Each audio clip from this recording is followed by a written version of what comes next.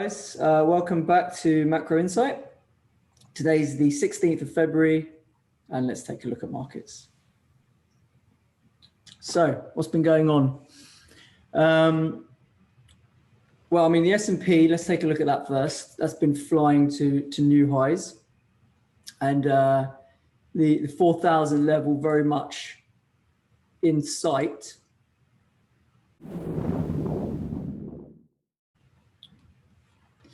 So obviously we had our sort of sharp rally off that correction, very short-lived correction. Quickly got back up to new highs around 3,900, and since then we've kind of been grinding our way a bit higher, basically. Now, I would say that we're showing some signs of exhaustion, despite making new highs in terms of spot. You can see we've got some momentum indicators that are kind of losing steam a bit. So that's your first indication that maybe the momentum is kind of dying out a little bit.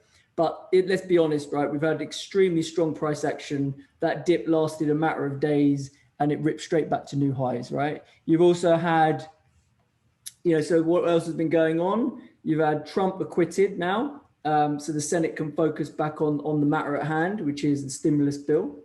And then, so the new round of checks that are going to come out of this fiscal stimulus, and let's say 1.9 trillion is what they're shooting for. If they get anywhere near that, those checks are likely to hit people's pockets sometime in middle of March, is what I'm hearing. Yeah. So that's kind of what the market's going to be fixated on. You also had a relatively decent earnings season where, people beating expectations. You're seeing, I think the number I saw was about 6.5% earnings growth was coming through. Remember that's earnings based on Q4 last year, right? So year on year, Q4 was beating by 6.5. So now what we're going to get in terms of Q1 beats and Q2 beats compared to, a pretty low bar set from last year, we're going to see some of the fastest earnings growth numbers that we've seen ever, right? So that's what the market is basically discounting, that you're going to get some very, very good rate of change numbers on earnings, right? And then on top of that, you've got the vaccine news, right? So, Israel is probably the leader in terms of spinning out vaccines across their population, and they've seen a massive collapse in hospitalizations. You've also seen the UK doing pretty well. Over the weekend, the news was out that the UK vaccinated 15 million people so far. Boris is going to make an announcement on the 22nd of February, so next week, about potentially easing lockdowns and reopening. So we'll see what comes out there. But in general, market's feeling pretty good about how some of the vaccine rollouts are going right now, particularly in the countries that have been, going hell for leather and doing it at a fast rate. Yeah. And I think we'll talk a bit more about cable and the UK, but basically UK assets are being rewarded for what looks like a relatively successful vaccine rollout. On the vaccine front as well, it's kind of, apparently data has been showing that, the rate of transmission as well is dropped significantly once you get vaccines, basically. So the idea being is, even if a fair chunk of people opt out of the vaccine, let's say 20-30% don't want to take it, the amount of people who have taken it, the transmissivity of COVID amongst those people will be much lower. So in theory, that should be good for the reopening, etc. Okay. What other bullish? So you've got a bit of a Goldilocks scenario going on for markets, right? So you've got very, very high rate of change of growth is likely, best we've ever seen, right? You've also got a load of excess savings that have been built up in the US over last year. And at some point, if we get a proper reopening, those savings are going to hit the market, or they're going to hit the economy basically in the form of spending, right? That's the theory. So Goldman's put out a piece where they're basically anticipating a 2% to 3% GDP uptick when those savings get put to work basically as consumption, right? And then you've also got the fact that because the unemployment hole that was created from COVID there will be some of that lingering about, like some of those jobs will be permanent job losses. And so that means that gives the government an excuse to keep the ongoing fiscal support. So you're going to have ongoing fiscal support at a time where the economy is reopening and you're getting some of the fastest rate of change of growth and earnings that you've ever seen, basically, right? So that is what the market is pricing in, and that's why the market is flying to new highs and everything just feels very, very bullish, okay? So that's kind of what's been happening and why it's been happening. In terms of what's not so great about it is that you've got some fragility building.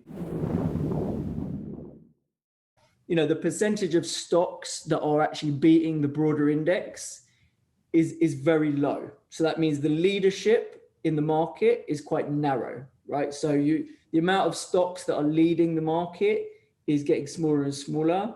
And that, if you look at previous cycles and you look at previous cycle tops, that's not a great indicator, right? So that's telling you maybe things are too frothy because the leadership in the market is getting too narrow, okay? You've also got rolling bubbles. And by rolling bubbles, I mean, you know, we started with the tech stocks and the FANG stocks. Obviously, those have been the leaders of the market, but it's basically the baton is being passed to EV, you know, electric vehicles, obviously Tesla being the leader, and anything in that space, in the battery space, in the EV space, has gone to the moon, right? Anything in the cannabis space recently on the back of Biden and what's been going on in terms of regulation and legislation in cannabis, that stuff's gone to the moon, and also clean energy and things like that, and even crypto, for example. So you've got lots of things that are looking very bubble-like, and the bubbles just keep passing on to the next, to the next, to the next bubble, right? So that is a sign of frothiness. That's not a particularly healthy sign where you're seeing such bubbly price action, okay? You've also got record lows in short interest. So after what happened with GameStop, you know, people are too scared to short. So you've got a massive drop in short interest. And whilst, you know, the shorts have been slightly villainized, but the truth is there is a place for shorts in the market, right? That actually helps you when markets do start to correct. Without shorts being there to cover their shorts, that actually makes markets more fragile to like quite aggressive drops, right? And on what we call kind of air pockets, basically, right? So it's not necessarily a great thing when the short interest drops so dramatically. You've also got mutual fund cash balances at record lows, right? So you have a fund manager survey from Bank of America that happens every month showing record low levels in terms of cash levels, which means, you know, market participants are all in, right? They're fully invested in this market and they don't have any dry powder to put to work if markets correct, right? So some things that are showing potential signs of fragility, right? You're also seeing some divergence between consumer confidence and small business confidence versus what the market is doing, okay? So that's not great because this whole thing is going to be built on confidence, right? If you get fiscal support and you get money being mailed to people and sent to people, if they don't have confidence that they're going to have a job, that everything's going to be okay, they're not necessarily going to go and spend that money even when they're allowed to, okay? So for you to have the transmission of fiscal support and monetary support to turn into real economic activity and growth, you need confidence. And so small business and consumer confidence are things we need to keep an eye on because they're showing some signs of maybe not being as optimistic as what the markets are showing you right now. Yeah. So what you are having though is people are using those stimulus checks to trade the market in their Robinhood accounts, right? And that's making the stock market go higher, but that's not necessarily leading to real economic activity, basically, right? So again, something we need to keep an eye on. So all in all, you know, those are the things that concern me and don't feel too healthy. So even though we're getting a rally and we have got potentially a Goldilocks scenario for asset prices, it's not necessarily all amazingly healthy, right, underneath that, right? But it's very hard to fade this, right? It's very hard to fade this bubbly price action so I wouldn't be aggressively shorting this market. Now, would I be starting to pick up some, you know, deep out of the money put options with like 2 to 3 month expiries on them as a potential hedge to a portfolio that is actually long? Yes, that starts to make sense, right? And if we keep, and the thing you probably need to watch there is the VIX. So if we keep an eye on the VIX and we see that VIX continuing to come down in line with realized volatility, which hopefully, you know, I think it is starting to do. I think, you know, we are very likely to see a sub 20 level on the VIX this week. as we go into expiry. We've got VIX expiry tomorrow. We've got options expiry, like the monthly expiry on Friday. Usually those things lead to a bit of a sell-off in volatility.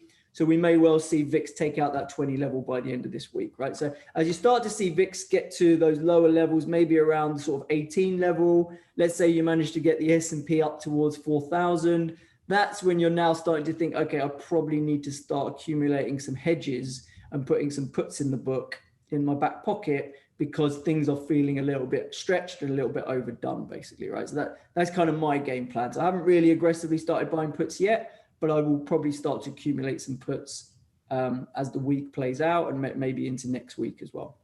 So obviously the dollar's the big driver, obviously, of general sentiment, risk sentiment. You know, after topping out at 91.5 about a week and a bit ago, it's kind of been sideways around this 90.5 area. It looks to me as if this 90 region is quite an important level of support. So, you know, if we say that kind of area around here, if that breaks, opens up room to retest those lows. But this whole band, I've drawn this whole band of support here, which goes back all the way to 2018, that kind of 88 to 80, that 88, 89.5 area, that's the big area to hold, right? So on a big picture, if the dollar breaks below 88, then we're going to get some craziness on the reflation trade, right? We're going to get a massive rip in commodities, and we're going to get some fun and games, basically, right? Where the dollar could get hit quite hard and move back down towards kind of 84 type levels over the medium term, right? But it's not going to do that instantaneously. That type of move will take some time. But you know, everyone's kind of, this is a big question in macro, like what is the dollar going to do? And that's what everyone's kind of questioning, basically, right? But right now, in the short term, this is a bit of a level right now, this 90 level. So let's see what that does, right? GBP's been the interesting one.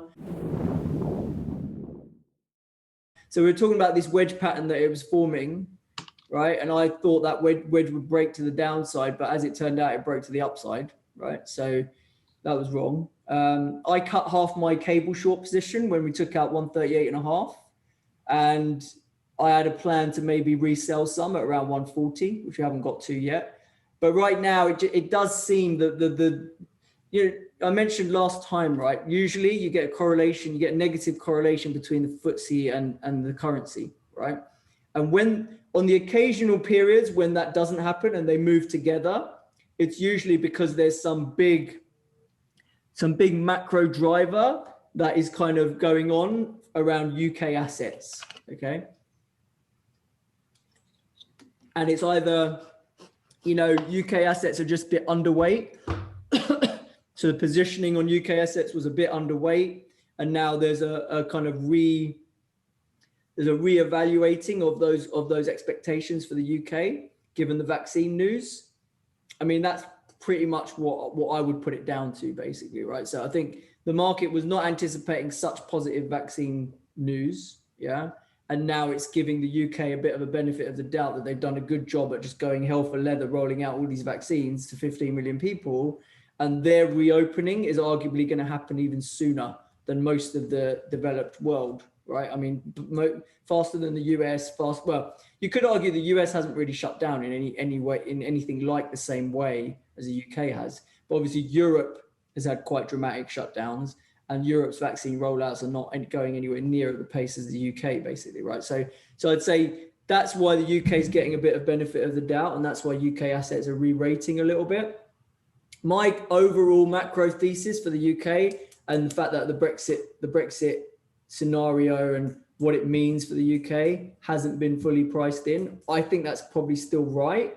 But that doesn't mean in the short term, cable doesn't want to extend to 142, 145 even, because that's just, you know, on technicals, right? It's had this break out of this level. And if the street has been caught a bit short UK assets, then maybe the street needs to kind of readdress that. Yeah. Now, Euro sterling is arguably a safer way to play a bearish view on the UK. If you kind of don't want to go against the dollar trend, right? So if you think the dollar has got risk of collapse, trying to sell cable is pretty dangerous. Whereas you look at where euro sterling is, you know, that's very close to a bottom end of the range down here. That may well be a safer way of playing it. But if the thing that's driving this is vaccine kind of news and how they're handling the vaccine rollouts, the UK is doing a much better job than Europe is, right? It seems, right? So that's partly why this is happening. And the Brexit thing is being put on the sideline at the moment, is not what the market's concerned about. So if Brexit comes back to the table, maybe that's what's going to make this thing pop back above, you know, 0.89 or even higher. But right now, I think that it's the vaccine story that's driving it. And if you are fading this move, you're kind of fading the vaccine story a little bit, which, you know, I'm not sure how much you want to do that. I did put on a tactical purchase of euro sterling. I basically switched out of some of my short cable into euro sterling. I'm running a fairly tight stop on that as well, because I don't want to fight this vaccine story if it continues to gather pace. But that's kind of how I did it, right? In the view that I'd probably rather play it that way than just take a strong dollar view basically there, right? Because it does look like the dollar's feeling quite heavy. Yeah. On that dollar heavy front, I had been pitching Aussie dollar as a way of getting sort of long risk, long reflation, short dollar. That's been playing out quite well since I kind of recommended it. Like I said, it contains the commodity story, it contains the dollar bearish story, and it's got a bit of China in it. Now, obviously, China's already done pretty well in terms of growth since sort of Q3, Q4 last year. So on a rate of change basis, is China going to keep beating expectations on growth? Who knows? So that's something to keep an eye on, but then I think China's got quite a lot of firepower to be able to support their economy, right? And so I think if we do see any weakness out of China, they'll just come back and stimulate basically, and that will probably be supportive to the Aussie, right? Gold getting a bit of a beat down. You know, I had said I wasn't a massive fan of gold. I had managed to lighten up on some gold actually a day or two ago around the 1820, 1825 area on my, I even lightened up on my long-term portfolio there. So I've been saying that, you know, having some gold in your book for the long term does make sense, but I was still quite heavily allocated, and so I was happy to like continue to de-risk that a little bit. I mean, it's definitely showing signs that it wants to retest that 1760 level, but that's only about 1.5%, 2% away now. So that's very, very close. You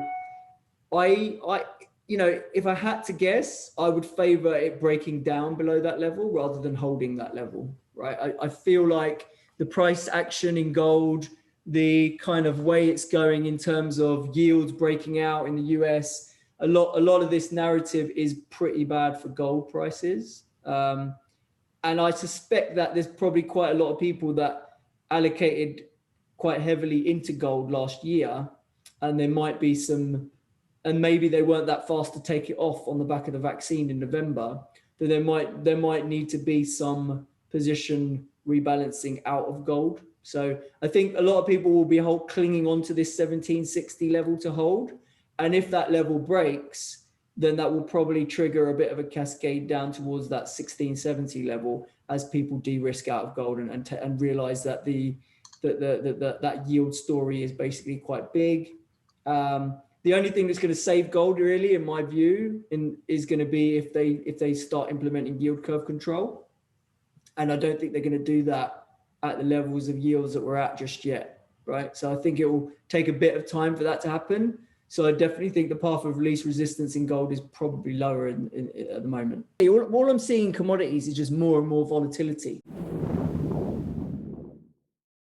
right? So whereas you've got volatility being suppressed in equities via what, say, the Fed's been doing, you've got volatility in FX quite low, you've got volatility in rates, you know, was very, very low last year, maybe started to tick up a little bit now as bonds have been selling off. But the majority of the vol is finding its way into commodity markets, right? And they are really the big movers, right? And that's where the action seems to be.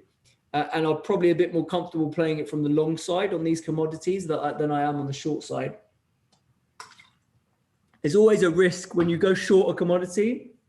there's always a risk that you get a supply shock of some kind and that commodity goes up very, very aggressively. So if you're not an expert in a commodity and you're just playing it from a technical standpoint, then you need to be careful about going short, I would say, right? So you're probably better off waiting for dips to buy stuff that you like. But I think commodities is going to have a great year. I think we are the people are talking about the super cycle in commodities starting. I kind of agree with that narrative. I do think commodities as a whole will keep charging higher this year in a lot of scenarios. And so I do think buying dips in commodities that you like the look of, that you think are exhibiting strong trends and strong momentum, and you like the fundamental story and the fundamental driver behind it, I think that makes a lot of sense. And that's kind of how I'm playing it. And I'm accumulating either stocks that are related to those commodities, like copper miners and things like that, or I'm accumulating the actual some ETFs or some exposures to those commodities in things like corn, some of the other grains or whatever it may be, basically, right? So that's kind of how I'm doing it. And I did mention, I got involved with uranium and the rare earth ETF. So this is what uranium chart looks like. I mean, I bought it on that dip down there, and obviously it's done really well since there. I mean, it's crazy, right? It's done 40% since I bought it. I mean, that's how volatile this thing is. But this is what that's what I mean about the volatility finding its way into the commodity space, because 40% in a matter of 2 weeks. I mean, you're not getting that in any other asset classes, right? Obviously, crypto is a different story, but any other traditional asset class, you're not getting those kind of moves, whereas you are getting it in commodity prices, basically, right? So uranium did crazy stuff like that. Rare earths have done something similar. So yeah, so that's kind of how I feel about commodities right now. And I think you have to, whereas equities is doing really well, and a lot of people are piling into equities, I still feel like not enough people are embracing what commodities are doing. And that's where the real exciting vol is, right? Yeah, okay, the S&P's gone from 3,700 to 3,950. That's an okay move, but it's nothing compared to what some of these commodities are capable of, basically, right? So I think that's quite an interesting space to be in, and something that I'm going to be very active in doing this year, basically. Thanks so much for watching, guys. If you enjoyed this video, then we'd love to have you join our Macro Insight community. Just visit www.options-insight.com and sign up for your free trial to our live and interactive weekly macro call. If you haven't already done so, please subscribe to our YouTube channel. You'll find more market updates, class highlights from our summer academy, and also video tutorials on anything from options basics to market making fundamentals. You can also connect with me directly. I'm on LinkedIn, Twitter, Facebook, Instagram. You can follow me on any of those platforms. Or alternatively, feel free to send an email to inquiries@options-insight.com. Thanks a lot.